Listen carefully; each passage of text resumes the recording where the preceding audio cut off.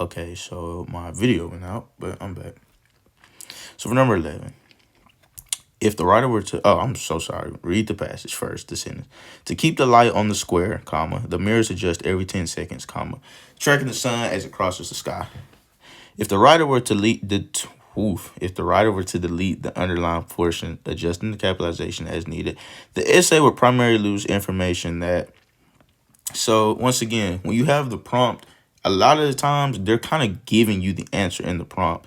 So let's say if we were going to delete this underlined portion, essay would primarily lose information. So let's try. This is one of those. A lot of times in English, you can answer the question without even looking at the answer choices. So we know it's telling us if we deleted this, what are we going to lose? So let's read what's underlined. To keep the light on the square. So let's think about it. That might be some kind of guideline. It might just be a specific detail. It might just be saying like why the mirrors are doing a certain thing or what they're doing. So like I said, because after that, it says the mirrors adjust every 10 seconds, tracking the sun as it crosses the sky. So the underlying part to keep the light on the square is just telling us why the mirrors are adjusting every 10 seconds. So we've pretty much felt this question out and we haven't even looked at the answer choices. So now we can answer this question twice as fast. So let's look at A. Reveals the size and location of the light reflected by the mirrors. It doesn't say anything about the size and location, so it's not A. Describes the mechanism that adjusts the mirrors during the day. Once again, it doesn't describe any mechanism or anything, let alone that matter. So no, it won't be. It won't be B. C. Clarifies where the mirrors are located in relation to the town. No, because it doesn't say any. It doesn't give any kind of hint, let alone clarify where the mirrors are. So that leaves us with D. But then if you read D, it says specifies why the mirrors adjust through the day. So with questions like that, where you got a prompt, you can use the prompt to answer that question because D is exactly what we said before we even looked at the question. So number 11 answers D. So for 12, they're controlled wirelessly by a company in Germany, comma, and monitored, comma, in Rajukin and on the mountain via webcam. And I'm sorry I'm sniffling so much. I think I've got a cold. I'm coming down with a cold. But so let's see. No prompt. So we're looking for correct grammar and conciseness. So let's just look at the original way. They're controlled wirelessly by a company in Germany, comma, and monitored, comma, in Rajukin. And so we know the first thing that I noticed is that right here where it says in Rajukin and, you can't just say and without finishing whatever it was you're listening. Like if and was your end, there has to be a comma right there. So we know the answer is not going to be F. And then let's look at G. They're controlled wirelessly by a company in Germany and monitored in Rajukin, comma, and the mountain via webcam. Once again, it's kind of like, it's a little like F. Nah, not necessarily, but it's just overly comma is just what I like to call it. Anytime in ACT English is, if there's more than 2 commas in one sentence and you're not listing anything, then it's probably not right because there's just very, very few situations where you need to use more than 2 commas in a single sentence. Because anytime you're using more than 2 commas in a single sentence, you probably need to be using a period and making more sentences. So we know G isn't right. And then let's try H. They're controlled wirelessly by a company in Germany and they're controlled wirelessly by a company in Germany and monitored in Rajukin, comma, and, comma. That is a cardinal sin. Never, ever, ever, ever where you have the word and embedded in 2 commas. Anytime you see the word and in between 2 commas is wrong. Like nothing else matters as far as context. You can't embed a word. You can't embed the word and in between 2 commas. So you know the answer is J. They control wireless by a company in Germany and monitored in Rajukin and on the mountain via webcam. There was no need for any commas in that sentence, let alone as many as the other choices had. So let's look at 13. The light rays that reaches the town is between 80 and 100% as strong as direct sunlight. So if you just read that, it probably kind of sounded funny right there when you got to reaches the town. Said the light rays that reaches the town. So, and this is a search scenario you are going to go with your gut feeling. The original is not going to work. And the reason is simply because since the light rays is plural, then the action verb that goes to light rays will not need an S. So you say the light rays that reach the town. You know what I'm saying? And it's also vice versa. If the light rays were our noun was singular version, then the verb is going to need an S. So we were saying the light ray, we would say the light ray that reaches the town. But in this case, it's the light rays. So that reaches should not have an S on the end. So just like that, we can eliminate we can eliminate A and we can eliminate B. So let's see. Let's see. The light rays that reach the town are between 80 and 100% as strong as the direct light. So that's correct. And you look at D, it looks like it says the exact same thing, but instead of the are, we have an is. So, and if once again, since that noun is plural, everything has to be parallel to it. Parallelism is the word, and I know I butchered that. So the light rays that reach, that's correct, the town is between 80 and 100%.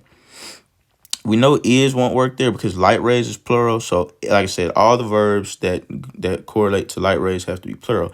And is a singular verb. And are in C is a plural verb. So we know our answer will be 13.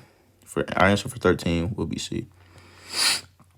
So in October, number 14, in October 2013, residents rejoiced due to the bright light when the solspiel, I don't want to butcher these words. There's some very funny words in here. First shone a bright beam of sunlight into Rjukan. So kind of a weird sentence, but pretty simple on paper. So, and then there's no prompt for the question. So we're looking for grammar and conciseness. So like I said, in the original, in October 2013, residents rejoiced due to the bright light when the solspiel first shone a bright beam of sunlight into Rjukan. It's grammatically correct, but it's very long, and we spent 2 lines in a row saying the exact same thing. Due to the bright light when the solspiel first shone a bright beam of light into Rjukan. We just said the same thing in 2 different ways. And that's another cardinal sin of the ACT. Never, ever, ever will we repeat information in one sentence. Every bit of information in a sentence on the ACT should appear once in that sentence.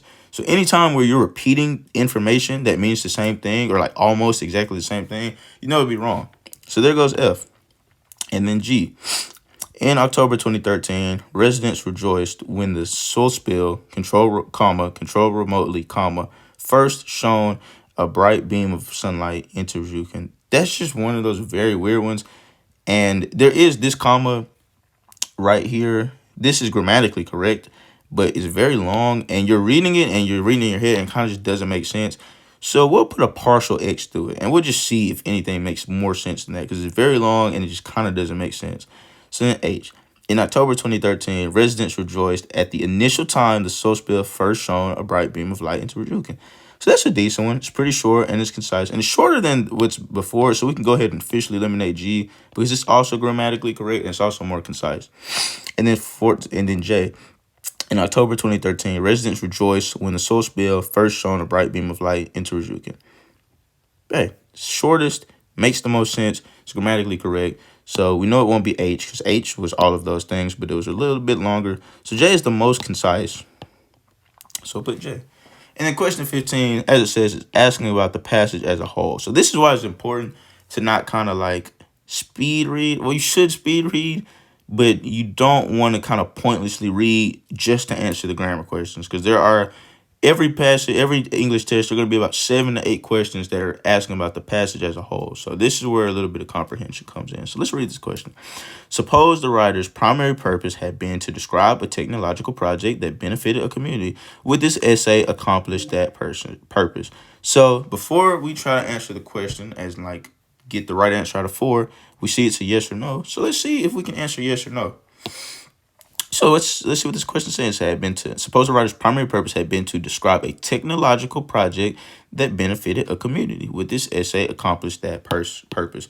So if you were kind of just paying attention while we were reading, you were seeing that the initial issue was the sun rays, and they were building the lights in Rjukan, and it was just telling us the process of how they built the lights and how even you got right here, 100 years later, the benefits of the lights. Oh, sorry, I closed the app, but it was telling us the benefits of the lights 100 years later.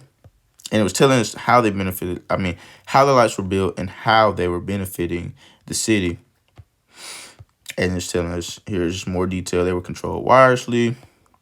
And 2013, residents rejoiced due to the bright light when the solspiel first shone a bright beam of sunlight into Rjukan.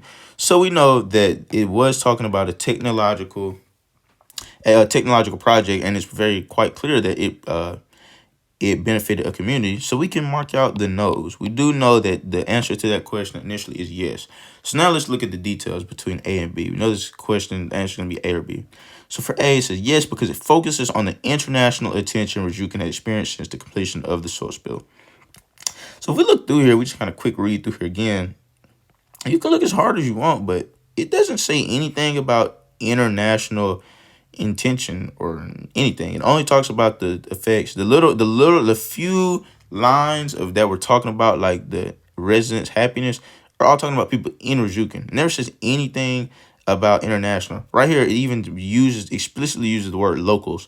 So we know it won't be A because it doesn't say anything about international. So that leaves us with B. But if you read B, yes, because it describes the planning and construction of the source bill, which brought the sun to Ryukin residents in the winter. That sounds perfect. It's exactly what we were looking for. And it pretty much sums up the passage according to what the question is asking us. So the answer is B. So that was the first passage. And my intent with these, as in, like, the further we go, the less I'm kind of breaking down the questions. Well, not necessarily, but like, as the further we go, we're going to see more questions that we've already done. And as we come through those questions, it's not going to be another really, really long, in-depth explanation. It's going to be like, okay, we did this earlier. You do this, correct answer is B. So, like, my intention with these is by the time we're on the last passage, we should just be going 60 through 75. And it shouldn't be a lot of thought to it. It should be making sense. So we go talking scoop. And another trick that I want you to use in ACT English. Anytime where you're reading these and you see, like, right here, you got the brackets and the one inside, always underline this and all the brackets before you even read, where you see they got the A right here, the B here. Yeah, don't circle it. That's taking up way too much room. The A, the B, the C, and then you got the 2 right here, the D, and we got the 3 right there. And the reason you're doing this is because anytime that the ACT in the English is putting those brackets, it's gonna make callbacks to those places. Like, it's a guarantee. It's one question is gonna be like, should this sentence be in A, B, C, or D? So you just underline those so you can already know where they are, and then when it's time to go find them, you're not just like rushing to, just scrambling through the paper to see, oh, where's B, where's C? You already got them underlined. You know exactly where they're at. So we don't have any underlines in the top, so we'll just read through it really quick just in case we get another, like, general passage. So, this Old English term meaning hark or listen is perhaps best known as the first word in the medieval poem Beowulf. The word hints at the importance of oral tradition hundreds of years ago in Anglo-Saxon England. Between the 5th and 12th centuries, this tradition was upheld by scopes, professional poets who sang and recited poetry ceremony. So knowing that may or may not be useful, but if it's better to be prepared and not need it than the vice versa. So let's go number 16 right here, our first question. And then we find the beginning of the sentence. Here it is. Narratives such as the heroic epic Beowulf and the mournful poem The Seafer has been passed on by people being conversant for centuries. So our first problem is the double negative. It should stick out like a sore thumb. You can't say has been and then follow that instantly with I said double negative, the double callback. You said has been passed. Past, the word past is a past tense word already, and has been is another past tense word, past tense phrase, and it's kind of like double negative charges with a battery. You can't mix two of the same things. So we know it won't be has been passed. And then let's look at G. So narratives such as the heroic epic Beowulf and the mournful poem The Seafer were passed on. So there we go. It's way more concise, and we're not using like the double negative charge. So we know it'll be G, because H says was passed on. Well, if we use was, it would have to be a single narrative, but instead it says narratives. So because was is a single word, single verb, so it won't be was. And then for J is. Well, you can't say is passed on because is current tense and past is past tense. So you don't want to be J. And I kind of gave a bad explanation. F wouldn't be because they're both past tense. It because has been is a singular past tense. You would have to use a plural past tense, which would have to be have been. So I kind of gave the wrong explanation for that. So sorry, but Yeah, that's why it couldn't be has been. And then we've got narratives such as number 17, narratives such as the heroic epic Beowulf and the mournful poem The Seafarer were passed on by people being conversant for centuries. So no prompt, and it's probably gonna be a grammar question. So let's just look at this sentence again. So the way it is originally, it doesn't look wrong grammarly, but it's a little long. This could probably be more concise. So let's see. So for B, narratives such as the heroic epic Beowulf and the mournful poem The Seafarer were passed on by folks rattling them off. Not only is that not any longer than A, it's kind of just not matching the tone, because so far this has been a very formal tone. So no one be B. And then C, the Seafarer were passed on through spoken word that really matches the tone and it's pretty concise. So we'll keep that in mind. And then D, the Seafarer were passed on in chit chat. That's very casual and doesn't match the tone of this at all. So just between C and A, I'll say C is our best answer because it's a little bit shorter than A, and it's matching. It's got the tone we're looking for. So we know we'll mark out A. So for number 17, we'll get C. And then 18, the position of scope required not only great memorization skills, parentheses, something that could be honed over time, but also the ability to compose epic works at an elevated, consistent level of frequency. So 18, we have a prompt, so let's use it to our advantage. Which choice most effectively indicates why Scoops needed great memorization skills? So like I said, let's answer this question before we even look at the questions. It says, which choice most effectively indicates why Scoops need great memorization skills? So we need to pick the answer that is clearly expressing why they needed great empathization skills. So if we look at F, no change, it's something that could be honed over time. This does not explain why they need great memorization skills at all. So we know it won't be F. Then G, performances could last from several minutes to several days.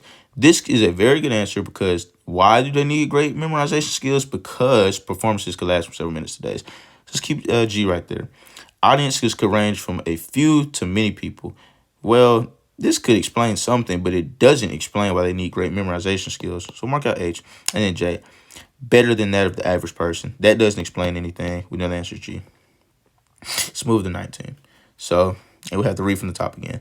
The position of Scoop required not only great memorization skills, performances could last from several minutes to several days, but also the ability to compose epic works at an elevated, consistent level of frequency. So no prompt. So we're looking for conciseness and grammar.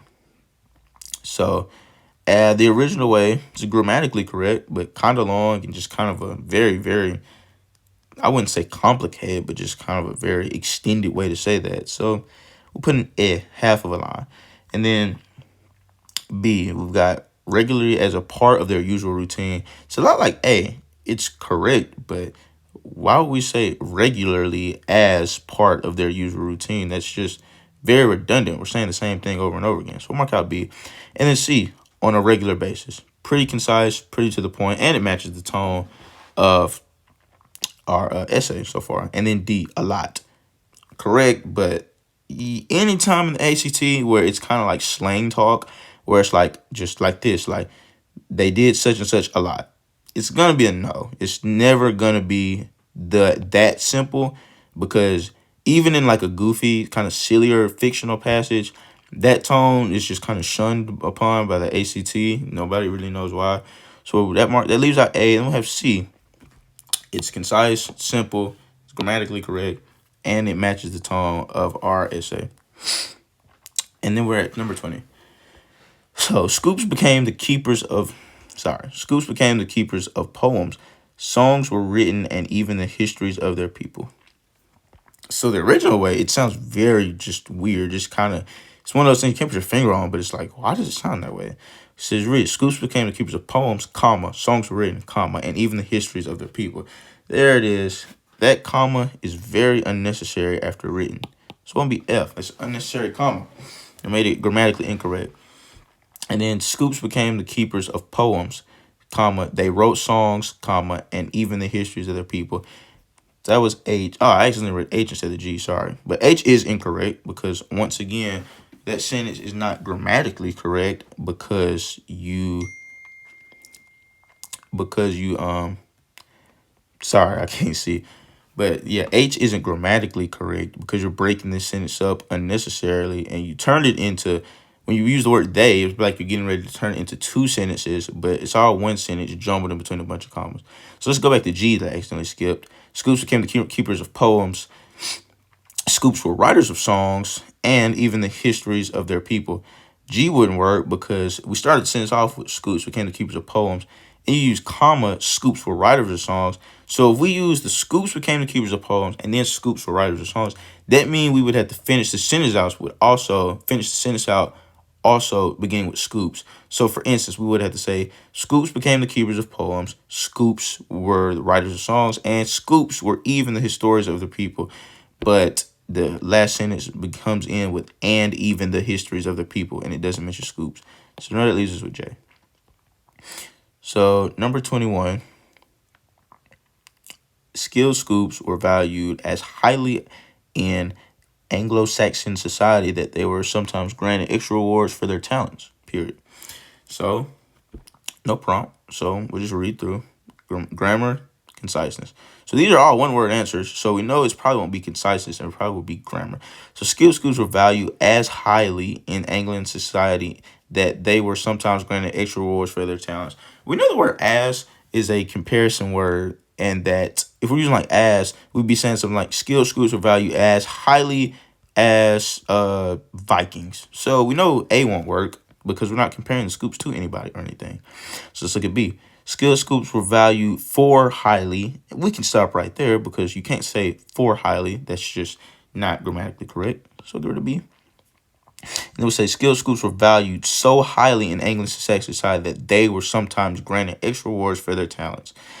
So makes the most sense so far because it's saying they were valued so highly that they were granted rewards. So it's just an attest to how highly they were valued. But then we'll test out D for the fun of it. Skilled Scoops were valued highly in Anglo-Saxon society that they were sometimes granted extra for their rewards. You couldn't say that because it would make it grammatically incorrect, because if you were to say skilled Scoops were valued highly, you would just end it right there. Like the sentence, if you were to delete this and just say it, the sentence would end right there. So, no, our answer would be C. And then 22. There are generally several records of royals giving land to deserving Scoops. I'm sorry, I actually read ahead, but you kind of need to. So, there are, generally, several records of royals giving land to deserving Scoops. So, number 22, there's no prompt, so we're just looking for grammar and conciseness. So, generally, it kind of sounds right, but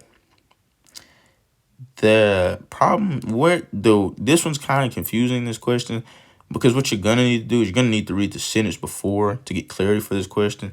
So skilled Scoops were valued as highly in Anglo-Saxon society that they were sometimes granted extra rewards for their talents. There are generally several records of royals giving land to deserving Scoops. So using the word generally, it's not necessarily incorrect, but it doesn't tie in with that last sentence because it's just kind of like, why are we saying generally? So we can get rid of generally. And then G, there are, in other words, several records of royals giving land to deserving Scoops. If we were to say in other words, that means we've already stated this sentence and now we're just stating it in other words. But we haven't already stated this sentence. So can't be in other words. And then H, there are nonetheless several records of royals giving land to deserving Scoops. Nonetheless is a word. It's like saying John broke his arm. Nonetheless, he couldn't play in the game. And we use that logic that just doesn't make sense here. So we can mark out H and I'll leave us with J. There are, in fact, several records of royals giving land to deserving Scoops. That makes the most sense. So number 23. We've already read this sentence like a million times, it feels. So let's just jump straight to the question. And if we're already looking, it's already grammatically correct. And it's very short. So I have a feeling that A is going to be the right answer. There's a marker by it. So let's just read some of these other. Scoops, after Scoops were provided, they were worthy of such a gift. It's just kind of overly long and not concise at all. And saying something we've already said. Scoops were the royals. Scoops when the royals felt they had earned it. We've already said this. And then Scoops when the Scoops proved worthy. So no, B, C, and D. That's another thing you'll notice on the ACT. If you're picking between 4 answers, if you have 3 answers that are all kind of sounding like they're just saying the same thing, Most likely, they're all wrong, and that one outlier is going to be your right answer.